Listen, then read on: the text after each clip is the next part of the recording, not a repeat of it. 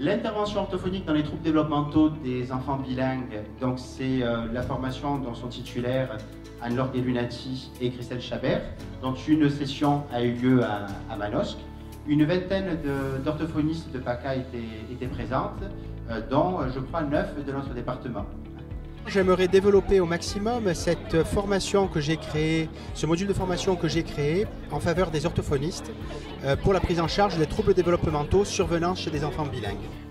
Comme l'a dit Franck tout à l'heure, il a expliqué que langue, langage et parole étaient trois choses différentes. Donc on a fait un propos quand même pour préciser. Le langage, c'est une capacité spécifique aux humains qui vont pouvoir communiquer par des mots. C'est un système qui repose sur de l'abstrait et qui inclut la connaissance du sens des mots pour pouvoir les organiser en phrases afin d'exprimer les idées, de pouvoir décrire des événements, des personnes et des choses. Il va être impossible aux orthophonistes de posséder les tests d'évaluation dans toutes les langues. Et même si ces tests et ces batteries existaient et étaient disponibles, si les orthophonistes étaient par magie capables de les utiliser en étant parfaitement polyglottes, les tests ils correspondraient toujours à des normes pour des enfants qui sont monolingues. Et donc du coup, ces tests ils seraient très rapidement limités dans leur interprétation et dans leur utilisation.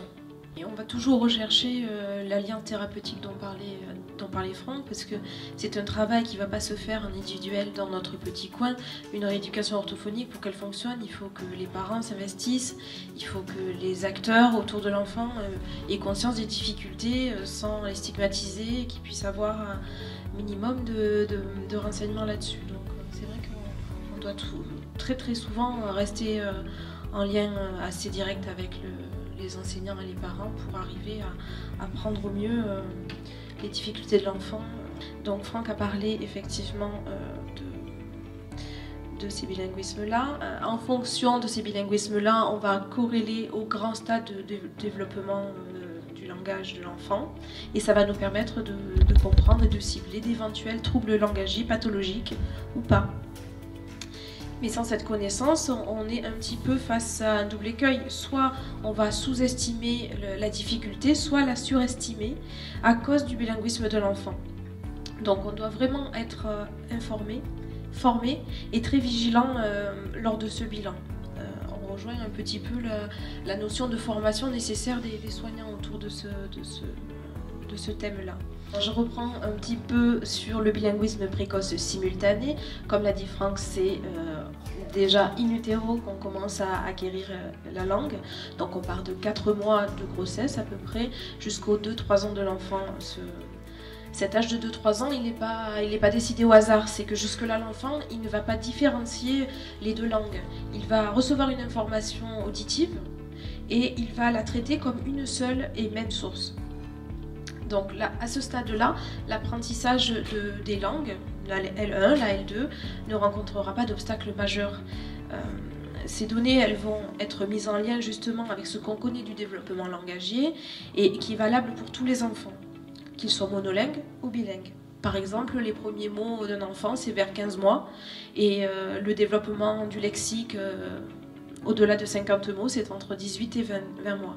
Donc le deuxième type de bilinguisme qu'on a utilise, c'est le bilinguisme précoce consécutif. Au-delà de 2-3 ans et jusqu'à 6-7 ans, on va parler de ce bilinguisme-là qui consiste à ce que l'enfant va naître dans un environnement linguistique différent de celui dans lequel il est plongé à l'école.